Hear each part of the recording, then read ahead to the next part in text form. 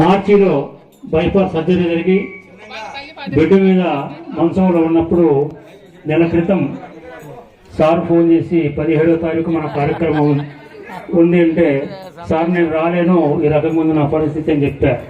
Sir అన్నాడు, లేదయ్యా నువ్వు ఖచ్చితంగా వస్తావు, నువ్వు కూర్చొని మీ ఆర్కెస్ట్రా చేత పాడించు అని ఇచ్చిన తర్వాత సోమవారం నుంచి నాకు బాగుంది.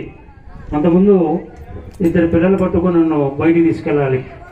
అలాంటి పరిస్థితిలో ఉన్నప్పుడు మన మెట్టపాలెం నారాయణ స్వామివారు ఆశీస్సులు సోమవారం నుంచే నాకు బాగుండి నేను ఈ యొక్క కార్యక్రమానికి రావడం జరిగింది. ఎందుకంటే 14 సంవత్సరాలు అనుకుంటా ఈ గోపురం నేను చేయటం.